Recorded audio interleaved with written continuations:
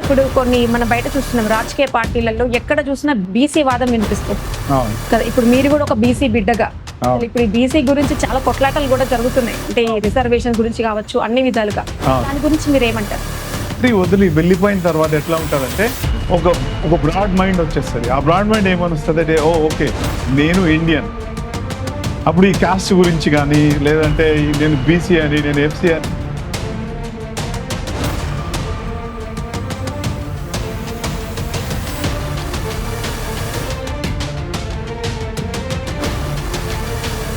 అలాగే ఇప్పుడు కొండయ్య సార్ ఉన్నారు, సామాజిక సేవకర్త. ఇప్పుడు ఆయన ఇంకా సేవలు కొనసాగుతున్నాయా? ఇద్దరి కోసం ఇది ఇట్లా మా బాబు యూఎస్ లో ఉంటాడు, మా పాప కెనడాలో ఉంటుంది, ఆస్ట్రేలియాలో ఉంటుంది, ఈ ప్రాబ్లమ్స్ ఉన్నాయి.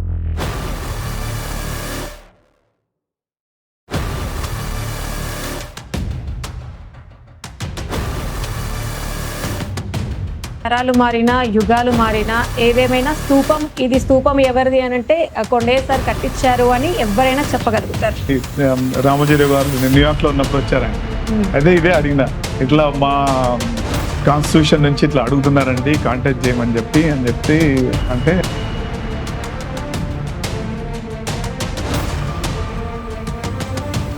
ఇప్పుడు ఇండియాకి కెనడాకి తేడా చెప్పండి. అలాగే అక్కడ మన వాళ్ళు కూడా ఉండుంటారు, తెలుగు వాళ్ళు ఉండుంటారు. ఎందుకంటే కెనడాలో ఏంటంటే చాలా అంటే తక్కువ డిస్క్రిమినేషన్ ఉంటుంది, ఎందుకంటే అందరూ ఇమిగ్రెంట్సే కాదు.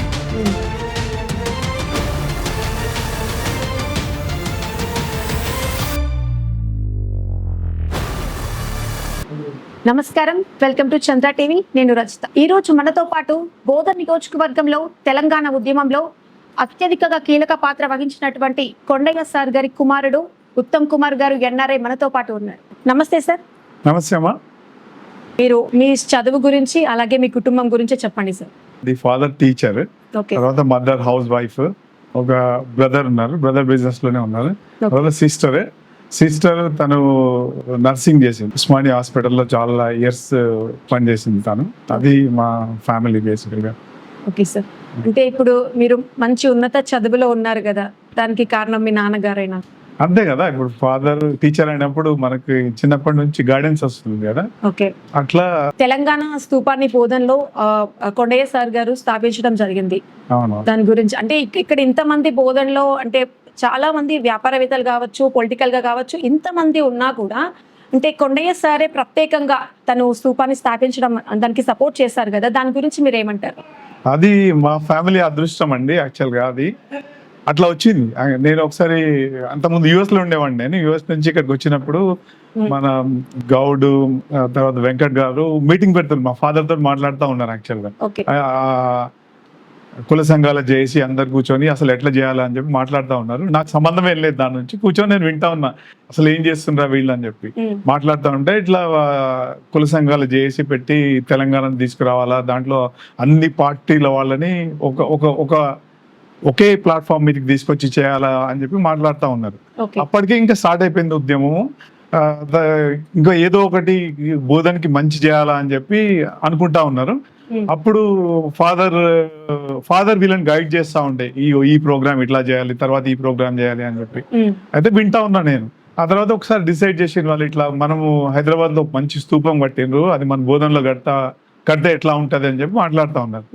మాట్లాడుతూ ఉంటే నేను వింటా ఉన్నా, మామూలుగా వింటా ఉంటే అదే అంత కట్టాలంటే చాలా ఖర్చు అవుద్ది, మనం అంత ఎఫర్ట్ చేయలేము, ఇప్పుడు చేయవచ్చా లేదా అని నేను వింటా ఉన్నా. సరే ఫాదర్కి చెప్పినా నేను, ఇప్పుడు ఒకవేళ మీరు చేస్తుంటే నేను సపోర్ట్ చేయగలుగుతా, ఇప్పుడు సపోర్ట్ చేసే కెపాసిటీ మనకు ఉంది కాబట్టి మీ ఇష్టం మీరు చేయండి అని చెప్తే అట్లా స్టార్ట్ అయింది. ఓకే. అంటే ఇప్పుడు సార్ ఒక్కరే ఈ స్తూపంకి అంటే మూల కారణమా, ఇంకెవరైనా సపోర్ట్ చేస్తారా సార్? ఇంకా ఎవరు సపోర్ట్ చేయలేదు. అంటే సపోర్ట్ అంటే ఏముంటది జనరల్ గా, మెయిన్ గా ఇప్పుడు నేనంటే ఒక ఫైనాన్షియల్ సపోర్ట్ ఇస్తా, అంతే కదా. మనం యుఎస్ లో కెనడాలో ఉన్నాం కాబట్టి అంతకంటే ఎక్కువ చేయాలి. కానీ ఇక్కడ ఉన్న ప్రజలు మొత్తం కుల సంఘాల చేసి అందరూ ఒక దగ్గరకు వచ్చి దాన్ని సక్సెస్ఫుల్ గా, ఇప్పుడు ఒక స్తూపం కట్టాలంటే ఈజీ కాదు. యాక్చువల్గా దానికి ఎట్లా కట్టాలా, అసలు ఏ స్టోన్ అక్కడ వాడాలా, అసలు దాని ప్లాన్ ఏంటి, అవన్నీ తీసుకొచ్చి చేయడానికి ఏంటంటే బేసిక్ మెయిన్ గా ఇప్పుడు వెంకట్ గారు కానీ తర్వాత మన గౌడ్ గారు కానీ ఇంకా చాలా మంది దాంట్లో ఉన్నారు. అందరు కలిసి చేసింది అది. లేకుంటే అసలు అది ఇంపాసిబుల్ దాన్ని కట్టడం అనేది. ఓకే. అది కానీ ఏంటంటే మా ఫ్యామిలీ పరంగా ఏంటంటే అది మా అదృష్టం అనుకోవాలి అంతే. అది మాకు వచ్చిందని చెప్పి అంటే మీకు చాలా గర్వంగా కూడా ఉంటుంది కదా. ఉంటది కదా చేసినామని చెప్పి. ఇప్పుడు ఆ టైంలో ఇప్పుడు డబ్బులు ఉన్న వాళ్ళు చాలా మంది ఉంటారు, లేరని కాదు, పెట్టే వాళ్ళు కూడా చాలా మంది ఉంటారు. కానీ ఆ టైం ఆ కరెక్ట్ టైంలో ఒక డెసిషన్ తీసుకొని చేయడం జరిగింది అండి. ఆలోచన కూడా చాలా గ్రేట్. గ్రేట్ అండి. అదే. Okay sir. ఇప్పుడు అదే విధంగా ఇప్పుడు కొన్ని మనం బయట చూస్తున్నాం రాజకీయ పార్టీలలో ఎక్కడ చూసినా బీసీ వాదం వినిపిస్తుంది కదా. ఇప్పుడు మీరు కూడా ఒక బీసీ బిడ్డగా ఇప్పుడు ఈ బీసీ గురించి చాలా కొట్లాటలు కూడా జరుగుతున్నాయి. అంటే ఈ రిజర్వేషన్ గురించి కావచ్చు, అన్ని విధాలుగా. దాని గురించి మీరు ఏమంటారు? అంటే ఇప్పుడు ఇండియాలో ఉన్నప్పుడు ఒక విధమైన మెంటాలిటీ ఉంటుందండి. ఒకసారి ఇండియా వదిలేసి వెళ్ళి వేరే కంట్రీస్ లో ఉన్నప్పుడు అది చేంజ్ అయిపోతుంది బేసికల్ గా. ఇప్పుడు ఇండియాలో ఉన్నప్పుడు నువ్వు అదే మనం బీసీ వాళ్ళకి హెల్ప్ చేయాలా, లేకుంటే నా కాస్ట్ ఇది, నా కాస్ట్ వాళ్ళకి హెల్ప్ చేయాలా, అట్లా ఉంటది. ఆ తర్వాత నెక్స్ట్ ఏంటంటే నేను ఇండియన్స్ కి హెల్ప్ చేయాలని ఉంటది. ఒకసారి కంట్రీ వదిలి వెళ్ళిపోయిన తర్వాత ఎట్లా ఉంటదంటే ఒక బ్రాడ్ మైండ్ వచ్చేస్తుంది. ఆ బ్రాడ్ మైండ్ ఏమని వస్తుంది అంటే ఓకే నేను ఇండియన్, అప్పుడు ఈ కాస్ట్ గురించి కానీ లేదంటే నేను బీసీ అని నేను ఎఫ్సీ అని అది వెళ్ళిపోతుంది మైండ్ లో నుంచి. అప్పుడు ఏంటంటే ఇండియన్ లేకుంటే ఇండియన్, పాకిస్తానీసు, నేపాలీసు, లేదంటే అట్లా అమెరికన్స్, ఆ దేశం మధ్యలో వస్తుంది. ఇప్పుడు మేము అక్కడ వేరే కంట్రీ వెళ్ళిపోయి ఉండినప్పుడు అందరితో కలిసి ఉంటాం మేము అక్కడ. వాళ్ళు యూరోపియన్స్ కావచ్చు, అమెరికన్స్ కావచ్చు, అప్పుడు అది ఆ డిఫరెన్స్ కనబడుతుంది. అయితే మా మైండ్ లో అప్పుడు ఏముంటది అంటే వీళ్ళంతా ఇండియన్స్ కిందనే లెక్క కడతాం, అంతేగాని ఈ కాస్టిజం కానీ లేకుంటే ఈ భాషా పరంగా విడదీయడం కానీ అట్లాంటివి ఉండవు. అదే వీళ్ళు ఇండియన్స్, వీళ్ళు యూరోపియన్స్, వీళ్ళు అమెరికన్స్, ఆ మధ్య డిఫరెన్స్ వస్తుంది. కాబట్టి అంటే ఆ బ్రాడ్ మైండ్ అనేది వచ్చేస్తుంది బేసికల్ గా. సార్ ఇప్పుడు అదే విధంగా E20 డేట్ కి నేషనల్ అడ్వకేట్ శ్రీనివాస్ గారిని ఇక్కడికి పిలిపించడం జరుగుతుంది. ఒక వేదిక పైన ఒక ప్రోగ్రామ్ అరేంజ్ చేశారని విన్నాం. దాని గురించి ఏంటి చెప్పండి, అసలు అది దేని గురించి చేస్తున్నారు? శ్రీనివాస్ గారు బేసికల్ గా ఆయన అడ్వకేట్. ఇప్పుడు యూకేలో కూడా ఆయన అడ్వకేట్, ఆస్ట్రేలియాలో అడ్వకేట్ క్వాలిఫైడ్, తర్వాత US లో అడ్వకేట్, ఇండియాలో కూడా అడ్వకేట్. అయితే ఇవన్నీ మెయిన్ గా ఏంటంటే ఆయన ఇమిగ్రేషన్ కి సంబంధించినవి కానీ లేకుంటే లిటిగేషన్ కి సంబంధించినవి కానీ ఫ్యామిలీలా ఇవన్నీ ప్రాక్టీస్ చేస్తూ ఉంటారు. వాళ్ళది ఒక ఫామ్ బేసికల్లీ. దాంట్లో చాలా మంది లాయర్స్ ఉంటారు, ఎక్స్పర్టీస్ ఉంటారు అట్లా. అయితే ఆయన యాక్చువల్ గా ఇండియా వచ్చినట్టు తెలిసింది. ఆయనతో మాట్లాడుతూ ఉంటే సరే నేను కలపడానికి నేను బోధన వస్తా అన్నాడు. అయితే ఆయన వస్తున్నారు కాబట్టి ఆయన్ని ఉపయోగించుకోవాలని చెప్పి ఈ ప్రోగ్రామ్ చేయడం జరిగింది. ఏంటంటే బేసికల్ గా ఇప్పుడు ఇండియన్ పిల్లలు చాలా మంది అన్ని కంట్రీస్కి వెళ్తా ఉన్నారు. అంటే స్టూడెంట్స్ గా కావచ్చు, లేకుంటే మ్యారేజ్ చేసుకొని వెళ్తా ఉన్నారు ఫ్యామిలీ దాని కింద, లేదంటే H1s మీద వెళ్తా ఉన్నారు, US కి వర్క్ పర్మిట్స్ మీద వెళ్తా ఉన్నారు. అయితే వీళ్ళందరికీ చాలా ఇప్పుడు ఈ మధ్య చూసింది కాబట్టి 1-2 months నుంచి మీరు వింటా ఉన్నారు అక్కడ ఈ రైట్స్ అవుతా ఉన్నాయి, ఇమిగ్రేషన్ కి వ్యతిరేకంగా రైట్స్ అవుతా ఉన్నాయి. అయితే ఇవన్నీ ఎందుకు జరుగుతా ఉన్నాయి? యాక్చువల్గా మెయిన్ ఏంటంటే అక్కడ రూల్స్ అండ్ రెగ్యులేషన్స్ కి మన పిల్లలకి తెలియదు. ఏమో ఇప్పుడు ఇక్కడ ఉన్నప్పుడు ఇక్కడ రూల్స్ డిఫరెన్స్ ఉంటాయి, అక్కడ అయినప్పుడు ఆ రూల్స్ చేంజ్ అయిపోతాయి. ఆ చిన్న రూల్స్ తెలియకుండా చాలా మంది స్టూడెంట్స్ డిపోర్ట్ అవుతా ఉన్నారు. ఇప్పుడు ఫర్ ఎగ్జాంపుల్ ఇక్కడ రెడ్ లైట్ దగ్గర ఆగాలండి మనం, రెడ్ లైట్ రాగానే కంపల్సరీ ఆగాల. ఇప్పుడు అక్కడ ఏంటంటే రెడ్ లైట్ క్రాస్ అయిపోయినరు, లేకుంటే కొద్దిగా ఫాస్ట్ గా క్రాస్ అయినరు, అదేంటంటే కెమెరాస్ లో వచ్చేస్తుంది. వచ్చేసినప్పుడు అదేమవుతుందంటే ఫెలనీ కింద చూపిస్తారు. అట్లా వచ్చిన స్టూడెంట్స్ అందరికి US లో డిపోర్టేషన్ ఆర్డర్స్ పంపించారు. అది చిన్న విషయమే అది.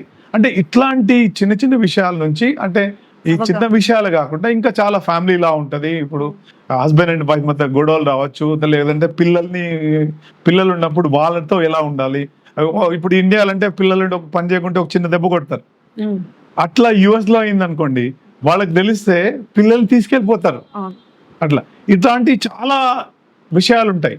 అది అయితే ఈ అవగాహన బేసికల్ గా ఇద్దామని చెప్పి శ్రీనివాస్ గారు ఆయన క్వాలిఫైడ్ కాబట్టి ఇవన్నిటి మీద మాట్లాడొచ్చు. అంటే ఎవరికి ఎటువంటి క్వశ్చన్స్ ఉన్నా కానీ ఇప్పుడు ఈ ప్రోగ్రామ్ కి రావచ్చు, వచ్చి ఆయన అందరికి ఆన్సర్ చెప్తాడు.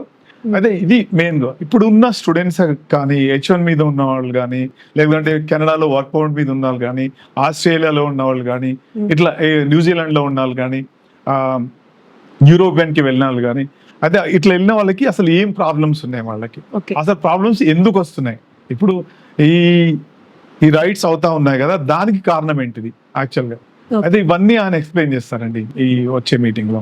ఓకే సార్, అట్లాగే ఇప్పుడు కొండయ్య సార్ ఉన్నారు సామాజిక సేవకర్త, ఇప్పుడు ఆయన ఇంకా సేవలు కొనసాగుతున్నాయా ఇక్కడ? యా డెఫినెట్ గా అదే ఆపలేదండి. ఎప్పుడు కూడా ఎవరికి అవసరం వచ్చినా గానీ, ఇప్పుడు నేను కెనడాలో ఉంటాను, ఇప్పుడు బోధన్ నుంచి కానీ, నిజామాబాద్ నుంచి కానీ, మన తెలంగాణ నుంచి కానీ ఎవరు వచ్చినా గానీ వాళ్ళు చేస్తారు, ఇట్లా పిల్లలు వస్తున్నారు కొద్దిగా హెల్ప్ కావాలా అని చెప్పి. అయితే డెఫినెట్ గా వాళ్ళకి హెల్ప్ చేస్తామండి. అలా కాకుండా లోకల్ గా ఏదో ఒక ప్రోగ్రామ్ చేస్తానే ఉంటారు. ఇప్పుడు శ్రీనివాస్ గారి ప్రోగ్రామ్ ఉంది, ఆయన ఇంటర్నేషనల్ లాయర్ వస్తున్నాడు, అది సంబంధం లేదు కదా, మన ఊరి వాళ్ళకి హెల్ప్ చేద్దామనే పెడుతున్నాం ఇప్పుడు ఇదే కాకుండా చుట్టుపక్కల ఊర్ల నుంచి కాల్స్ వస్తున్నాయి, అరే ఈ ప్రోగ్రామ్ లో మేము రావచ్చా అని చెప్పి. లేదు, అందరి కోసం ఇది ఇట్లా, మా బాబు యుఎస్ లో ఉంటాడు, మా పాప కెనడాలో ఉంటది, ఆస్ట్రేలియాలో ఉంటది, ఈ ప్రాబ్లమ్స్ ఉన్నాయి అంటే మీరు రండి మాట్లాడండి శ్రీనివాస్ గారితో, ఆయన అన్నిటికీ ఆన్సర్ చెప్తారని, నో ప్రాబ్లం అండి. అట్లా ఏదో ప్రోగ్రామ్ చేస్తానే ఉన్నాం. ఓకే సార్, ఇప్పుడు మీరు కూడా ఒక సామాజిక సేవకర్త, మీ ద్వారా ఇప్పుడు ఎలాంటి సేవా కార్యక్రమాలు జరుగుతున్నాయి? అంటే బేసికల్ గా ఎడ్యుకేషన్ సైడ్ అండి. ఇప్పుడు చాలా మంది ఎడ్యుకేషన్ కి వస్తా ఉంటారు, ఎడ్యుకేషన్ కి కానీ లేకుంటే వర్క్ దానికి కానీ. అదే అక్కడికి వచ్చిన తర్వాత ఏదో ఒక ప్రాబ్లం ఉంటది జనరల్ గా, అదే వాళ్ళ ఆ ప్రాబ్లమ్స్ కి సాల్వ్ చేయడానికి డెఫినెట్ గా నేను ట్రై చేస్తా ఉంటాను. అదే విధంగా తరాలు మారినా యుగాలు మారినా ఏదేమైనా ఇది స్థూపం ఎవరిది అని అంటే కొండయ్య సార్ కట్టించారు అని ఎవరైనా చెప్పగలుగుతారు. అలాగే ఇప్పుడు మీ తరాలకు అందరికీ కూడా గుర్తుండిపోయే స్థూపం అది తెలంగాణ స్థూపం.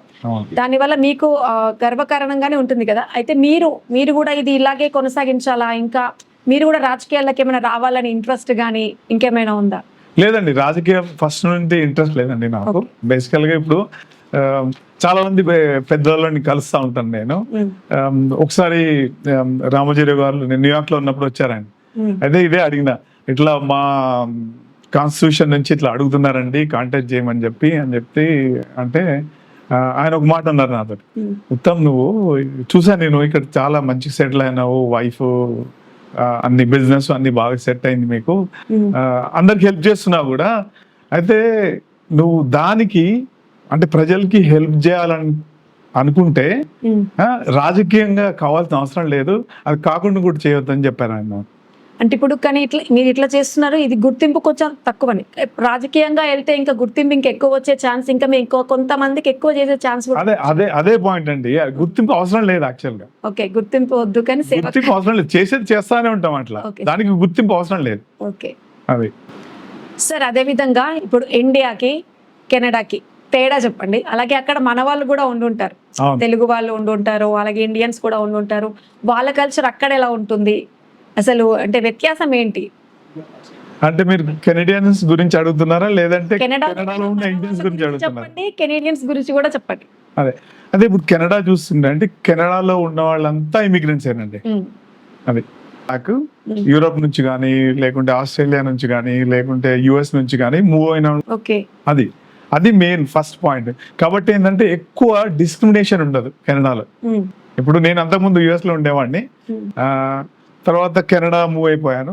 ఎందుకంటే కెనడాలో ఏంటంటే చాలా అంటే తక్కువ డిస్క్రిమినేషన్ ఉంటుంది, ఎందుకంటే అందరూ ఇమిగ్రెంట్సే కాబట్టి. అది మెయిన్.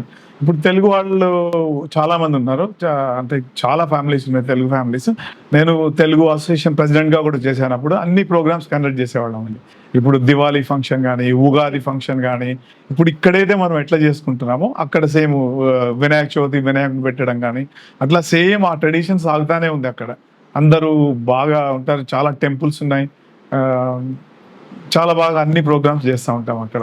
ఇప్పుడు కెనడా డెవలపింగ్, అది ఆల్రెడీ డెవలపింగ్ దేశమే. ఇప్పుడు ఇండియా అయితే ఇప్పుడు డెవలప్ అవుతుంది, దీని గురించి ఇప్పుడు ఇంకా మన ఇండియా ఇంకెంత ఎదిగితే బాగుంటుంది? అంటే ఇప్పుడు చూస్తున్నాం కదా, ఇండియాలో ఆల్మోస్ట్ టాప్ లో ఉన్నట్టే. ఇప్పుడు టెక్నాలజీ చూసినా కానీ, ఆ తర్వాత ఎడ్యుకేషన్ చూసినా కానీ, ఇవన్నీ చూస్తే మనము ఇండియా మంచి పొజిషన్ లో ఉందండి ఇప్పుడు. ఓకే సార్, అదేవిధంగా చివరిసారిగా మా ఛానల్ చంద్ర ఛానల్ తరఫున మీరు బోధన నియోజకవర్గానికే కాకుండా అందరికీ కూడా ఏం చెప్పాలనుకుంటున్నారు చివరిగా? ఏం లేదండి, ఇప్పుడు అంటే మీ ఛానల్ మంచి, అంటే చూసాను మీ ప్రోగ్రామ్స్ చాలా బాగా చేస్తున్నారు మీరు. ఇంకా మీరు ఇంప్రూవ్ అయితే ఇంకా ఇంప్రూవ్ కావాలని కోరుకుంటున్నాను నేను. ఎందుకంటే ఇప్పుడు టెక్నాలజీ చేంజ్ అవుతా ఉందండి, ఆ టెక్నాలజీని వాడుకుంటే అసలు వండర్స్ చేయొచ్చు. అది ఈ బోధన్ ప్రజల కంటే బోధన్ ప్రజలు చూస్తే ఇప్పుడు ఎడ్యుకేషన్ పరంగా చూసినా చాలా ఇన్స్టిట్యూషన్స్ వచ్చేసినాయి. ఇప్పుడు ఇంకా ఇంటర్నెట్ వచ్చిన తర్వాత గ్లోబలైజేషన్ అయిపోయింది. గ్లోబలైజేషన్ అంటే ఇప్పుడు వరల్డ్ లో ఎక్కడ ఏమవుతుందో కూడా చూడటానికి చాలా ఈజీగా అయిపోయింది. ఇంకొక విషయం ఏంటంటే మేము విన్నాం మీరు ఇక్కడ నుంచి స్టార్ట్ అయ్యారు, అంటే ఇండియాలో ఇక్కడ చదువుకొని అక్కడ సెట్ అయ్యారు కదా, అక్కడ అగ్రికల్చర్ తో పాటు బిజినెస్ కూడా చేస్తున్నారు. అలా ఎలా సాధ్యమవుతుంది మీకు? అంటే ఎవ్రీథింగ్ సాధ్యం అండి. ఇప్పుడు మనము ఒక మైండ్ లో పెట్టుకొని ఇది చేద్దామని డిసైడ్ అయ్యుంటే ఆ సైడ్ వర్క్ చేసామనుకోండి డెఫినెట్ గా సక్సెస్ఫుల్ అవుతాం అట్లా. ఓకే, అది మెయిన్. ఇప్పుడు ఫస్ట్ నేను అసలు అనుకోనేలేదు అసలు మనము ఆ కంట్రీస్కి వెళ్తామా అని చెప్పి. అట్లా వచ్చినాయి. ఇప్పుడు నేను ఫస్ట్ బోధన్లో ఉన్నామండి. బోధన్ నుంచి హైదరాబాద్కి వెళ్ళినాము. హైదరాబాద్లో వెళ్ళిన తర్వాత అక్కడ కొద్దిగా కంప్యూటర్స్ నేర్చుకోవడం జరిగింది. నేర్చుకున్న తర్వాత అదే అవసరం యాక్చువల్గా. దానివల్ల ఏంటంటే అక్కడ ఇనిషియల్ గా కంప్యూటర్ అసెంబ్లీ చేసేవాడిని. అసెంబ్లీలో అంటే కంప్యూటర్స్ అమ్మేవాళ్ళము, అదర్ కాంపోనెంట్స్ తీసుకొచ్చి రిపేర్లు చేసేవాళ్ళం. అట్లా స్టార్ట్ అయింది కంప్యూటర్స్ లో. ఆ తర్వాత కంప్యూటర్ మ్యానుఫ్యాక్చరింగ్ స్టార్ట్ చేసినాము. ఎస్ఎంపిఎస్ మ్యానుఫ్యాక్చరింగ్, మానిటర్ మ్యానుఫ్యాక్చరింగ్, దగ్గర ఒక 150 మంది పనిచేసేవాళ్ళు హైదరాబాద్ లో. అదే అప్పుడు మా ఫాదర్ ఇక్కడ ఉండేవాళ్ళు. బోధన్ నుంచి పిల్లలు కొద్దిగా గ్రాడ్యుయేషన్ అయినా లేకుంటే ఏదన్నా ఐటీఐ చేసినా ఏం చేసినా నా దగ్గర పంపించేవాళ్ళు. వీళ్ళు జాబ్ మావాడు ఉంటాడు అక్కడ వెళ్ళండి అని చెప్పి. అయితే వచ్చిన వాళ్ళందరినీ జాబ్లో తీసుకునేవాడిని నేను. వాళ్ళకి అకామిడేషన్ ఇచ్చి ఆ తర్వాత వాళ్ళకి టెక్నికల్గా నేర్పించి జాబ్లో పెట్టించి ఇప్పుడు నా దగ్గర అట్లా నేర్చుకునే వాళ్ళు పెద్ద పెద్ద కంపెనీస్ పెట్టి ఒక్కొక్కరి దగ్గర కొన్ని వేల మంది పనిచేస్తున్నారు ఇప్పుడు. ఆ టైంలో నేర్చుకున్న వాళ్ళు అట్లా అది అంతే నడిపోతారు. ఇప్పుడు మెయిన్ ప్రాబ్లం ఇండియన్ యువతలో ఏముందంటే ఓకే నా గ్రాడ్యుయేషన్ అయిపోయింది తర్వాత ఏం చేయాలా అది చెప్పేవాళ్ళు లేరు. బేసికల్ గా వాళ్ళు కరెక్ట్ గా గైడెన్స్ ఇచ్చి ఇగో ఇలా చేస్తే ఈ రూట్కి వెళ్తే ఇలా వెళ్ళొచ్చు, లేదంటే ఇప్పుడు అట్లా డిఫరెంట్ గ్రాడ్యుయేషన్. ఇప్పుడు ఎడ్యుకేషన్ ఎలా అయిపోయిందంటే ఎడ్యుకేషన్ చేసిన దానికి జాబ్ చేసేదానికి సంబంధం లేకుండా అయిపోయింది. ఇప్పుడు మెయిన్ గా ఏంటంటే ఇప్పుడు మనము నార్త్ అమెరికాలో చూస్తే ఆ ఎడ్యుకేషన్ వాళ్ళు ఎలా చేస్తున్నారంటే ఇప్పుడు వాడు చేసే జాబు ఎడ్యుకేషన్ కి దగ్గరగా ఉంటది అట్లా. ఇప్పుడు అదొక్క కొద్దిగా డిఫరెంట్ ఉంది. అది కూడా చేంజ్ కావచ్చు. అదొకటి చేంజ్ అవుతే ఇంకా బాగుంటుందండి ఇండియాలో. సార్ అదే విధంగా ఇప్పుడు కొండయ్య సార్ ఉన్నారు కదా, సార్ తో మీకు ఏదైనా మర్చిపోలేని జ్ఞాపకం సంథింగ్ అట్లాంటివి ఏమైనా ఉన్నాయా? అంటే ఎప్పుడైనా కోపడ్డం కానీ సంతోషం కానీ ఏదైనా ఉన్నప్పుడు, అంటే చిన్న ఉన్నప్పుడు ఎట్లా ఉంటుంది అంటే ఏదైనా బయట స్కూల్ కానీ ఎక్కడ జరిగినప్పుడు మనం వెళ్ళి మాట్లాడడానికి కూడా భయపడతాం కదా తండ్రులతోని. అట్లా మీకు ఏదైనా మంచిది లేదంటే కోపడ్డ సన్నివేశం ఏదైనా ఉందా? డెఫినెట్ గా అండి. అట్లా కోపడ్డారు కాబట్టి ఈ రోజు ఈ పొజిషన్ లో రండి. ఇప్పుడు కోపడకుంటే బేసికల్ గా ఏంటంటే ఎవరినైనా ఒక మంచి స్టేజ్కి తీసుకురావాలనుకుంటే అది కంపల్సరీ అండి. కొద్దిగా భయం ఉంటేనే చదువుకుంటాం బేసికల్ గా. అది ఉంది కాబట్టి ఎలా మీతో ఎలా ఉండేవారు? నాతో చాలా మంచి రిలేషన్ అండి. చిన్నప్పటి నుంచి మంచి రిలేషన్. ఇంకోటి ఏంటంటే నేనేంటంటే ఏదైనా డిస్కస్ చేసే మనస్తత్వం నాది. ఏ విషయం అయినా కానీ చిన్నప్పటి నుంచి నాకేంటంటే ఇట్లా ఎవరితోడైనా కానీ వీళ్ళు పెద్ద అని చెప్పి ఉండేది కాదు నాకు. ఎవరితోడైనా నేను వెళ్ళి మాట్లాడి ఆ సబ్జెక్ట్ గురించి మాట్లాడేసేవాడిని నేను. కాబట్టి ఏంటంటే మంచి రిలేషన్ అండి మా ఫాదర్ తోటి. అలాగే మీ ఫ్యామిలీ గురించి చెప్పండి సార్. ఫ్యామిలీ గురించి అంటే మేడం గురించి. ఓకే మా వైఫ్ గురించి మాట్లాడుతున్నాను అండి. యాక్చువల్ గా నేను న్యూయార్క్ లో ఉన్నప్పుడు అండి NYU New York institute of technology incubator అని చెప్పి పెట్టాము. అప్పుడు ఆ టైంలో ఏంటంటే ఓన్లీ స్టూడెంట్స్ ఆ కాలేజ్ లోనే వర్క్ చేయాలి. ఇండియన్ స్టూడెంట్స్ చాలా మంది వచ్చేవాళ్ళు, బయటకు వెళ్ళి వర్క్ చేయడానికి ఉండేది కాదు అది. అయితే ఆ కాలేజ్ లో చేసేప్పుడు ఏంటంటే ఇంక్యుబేటర్ అని పెట్టి చాలా మంది ఇండియన్ స్టూడెంట్స్ ని హైర్ చేసుకున్నారు. నా ఐటీకి వర్క్ చేసేవాళ్ళు. NY లో ఏం చేశారంటే ఒక ప్లేస్ ఇచ్చేసి దాంట్లో అందరినీ స్టూడెంట్స్ ని హైర్ చేసుకొని నా ఐటీ జాబ్ చేయించుకునేవాడు వాళ్ళతోటి. అయితే ఒకసారి అక్కడ అన్ని కంట్రీస్ నుంచి వచ్చేవాళ్ళు. యూరోప్ నుంచి వచ్చినవాడు. దానికి మా వైఫ్ ప్రెసిడెంట్ గా ఉండేది. తను వచ్చి అడిగింది, నువ్వేంది ఇండియన్స్ నే తీసుకుంటావు, మేము కూడా స్టూడెంట్సే కదా, మమ్మల్ని కూడా హైర్ చేసుకోవచ్చు కదా అని చెప్పి. అట్లా తనతో పరిచయం అయిందండి. తను యూరోపియన్. ఆ తర్వాత వాళ్ళు తీసుకోవడము. ఆ తర్వాత ఏంటంటే చాలా మంది స్టూడెంట్స్ కి ఇప్పుడు వాళ్ళకి H1 రావాలంటే ఏం చేయాలి, తర్వాత ఏ కంపెనీస్ లో అప్లై చేసుకోవాలి, అటువంటి సెమినార్స్ ఇచ్చేవాడిని నేను కాలేజీలో. తనతో పాటు తిరిగి అట్లా మాకు అవి తర్వాత మేము మ్యారేజ్ చేసుకోవడం జరిగింది. Love marriage. Love marriage. Okay sir. Okay, మీరు ఇప్పుడు బిజినెసెస్ పెట్టారు కదా, అవి ఎలా పాసిబుల్ అయింది, అంటే ఎలా చూసుకుంటున్నారు బిజినెసెస్? అది బిజినెస్ అంటే అంటే అంటే మా బిజినెస్ ఫ్యామిలీ అయితే కాదండి, మా ఫాదర్ టీచర్. కానీ ఏంటంటే చిన్నప్పటి నుంచి నాకు ఇంట్రెస్ట్ ఉండేది బిజినెస్ లో వెళ్దామని చెప్పి. ఒకటి మనం డిసైడ్ చేసుకుంటే ఎవరైనా చేయొచ్చండి. ఇప్పుడు మిడిల్ క్లాస్ నుంచి వచ్చినవాడిని నేను.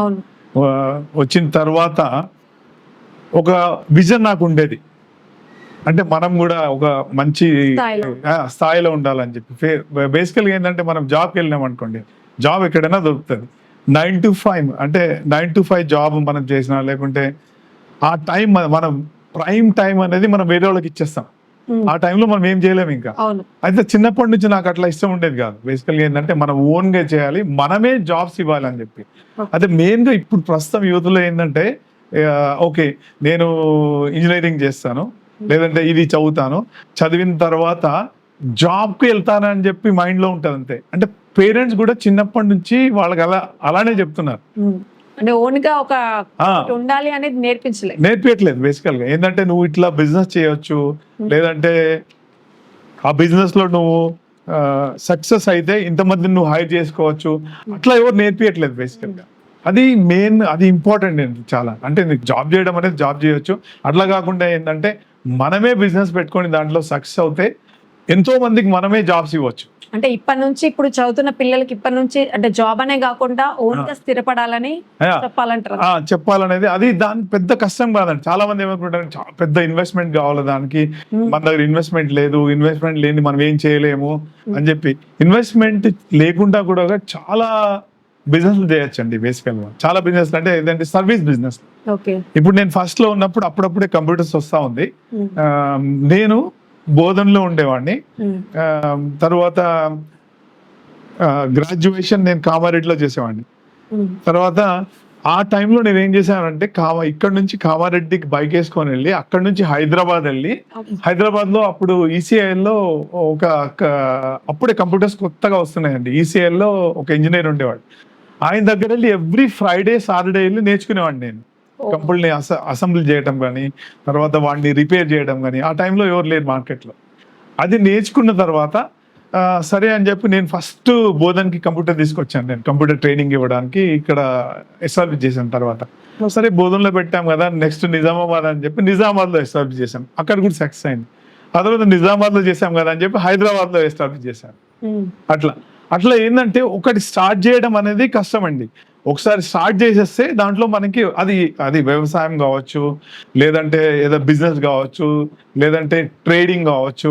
ఇప్పుడు ట్రేడింగ్ అనుకోండి, ఇప్పుడు మన దగ్గర బియ్యం బాగా పండుతుంది. ఇప్పుడు ప్రస్తుతానికి చూద్దాం రైస్. ఇప్పుడు రైస్ ఎక్స్పోర్ట్ చేయొచ్చు. ఇప్పుడు గవర్నమెంట్ కూడా ఇప్పుడు ఈ రోజు చూస్తే గవర్నమెంట్ కూడా ఇప్పుడు నువ్వు ఎక్స్పోర్ట్ చేద్దాం అనుకుంటే లోన్లు ఇస్తుంది. ఆ లోన్స్ తీసుకోవచ్చు. లోన్స్ తీసుకొని నువ్వు ఏదంటే ఐడెంటిఫై చేయాలి. ఇప్పుడు చాలా కంట్రీస్ ఉన్నాయి, చాలా కంట్రీస్ కి చాలా అవసరం ఉంటుంది. అట్లా ఇప్పుడు ఉన్న ఇంటర్నెట్ యుగంలో నువ్వు ఎవరినైనా కాంటాక్ట్ కావచ్చు. కాంటాక్ట్ అయ్యి బేసికల్ గా ఏంటంటే వాళ్ళతో ఇంటరాక్ట్ అయ్యి, మీకు ఈ అవసరం ఉందా, మనం సోర్సింగ్ ఎక్కడి నుంచి చేయగలుగుతాము అని చెప్పి. అయితే దాన్ని ఎల్సి అంటారండి, లెటర్ ఆఫ్ క్రెడిట్ అంటారు. బేసికల్ లెటర్ ఆఫ్ క్రెడిట్ అంటే మనం పంపించిన గూడ్స్ ని వాళ్ళకి పంపిస్తాం, వాళ్ళకి ముట్టగానే మనకి మన బ్యాంక్ లోకి డబ్బులు వచ్చేస్తాయి. ఇట్లా చాలా ఉంటాయి. అది చాలా నేర్చుకోవాల్సినది ఉంటది, ఓన్లీ ఎడ్యుకేషన్ కాకుండా. అదే అట్లా నేనేంటంటే ప్రతి ఒక్కటి ఇప్పుడు అంత ఈజీ ఏది కాదు, అంటే ప్రతి ఒక్కటి మనం నేర్చుకుంటా ఏంటంటే ముందుకెళ్తా ఉంటాం. ఇప్పుడు అట్లా ఇక్కడ నుంచి స్టార్ట్ అయింది, వెళ్ళింది న్యూయార్క్ అండి. ఇప్పుడు మీరు బిజినెస్ ఎక్కడ స్టార్ట్ చేస్తారు? అంటే కంపెనీ ఫస్ట్ ఏ దేశంలో స్టార్ట్ అయింది? ఇక్కడ హైదరాబాద్ లో స్టార్ట్ అయిందండి. హైదరాబాద్ లో. ఇప్పుడు అదర్ కంట్రీస్ ఎక్కడ స్టార్ట్ అయింది? ఆ తర్వాత నేను ఫస్ట్ వెళ్ళింది న్యూయార్క్ అండి. న్యూయార్క్ లో అక్కడ ఆఫీస్ పెట్టాము, సేమ్ సాఫ్ట్వేర్ డెవలప్మెంట్. ఆ తర్వాత ఐటీకి సంబంధించినవి అన్ని. ఆ తర్వాత దగ్గర ఒక 400 పీపుల్ వరకు వర్క్ చేసేవాళ్ళు. ఆ తర్వాత దాన్ని ఎక్స్పెండ్ చేసి ఇంగ్లాండ్ లో పెట్టాను, ఐర్లాండ్ లో ఓపెన్ చేశాను, జర్మనీలో ఓపెన్ చేశాను. అట్లా ఫస్ట్ ఇనిషియల్ గా ప్రాబ్లం ఉంటుంది, ఒకసారి మనం ఎస్టాబ్లిష్ చేసిన తర్వాత అర్థమైపోతుంది. ఓకే. ఆ తర్వాత ఏంటంటే ఆ ఇంటర్నేషనల్ లాస్ ఎలా ఉంటాయి, కంపెనీస్ ఎట్లా ఓపెన్ చేయగలుగుతాం అక్కడ, తర్వాత ఎంప్లాయీస్ ఎలా తీసుకోవాలి, ఎంప్లాయీస్ లో లేబర్ లా ఎలా ఉంటుంది, అట్లా ఐడియా వచ్చేస్తా ఉంటుంది, మనము చేసుకుంటా వెళ్ళిపోవచ్చు.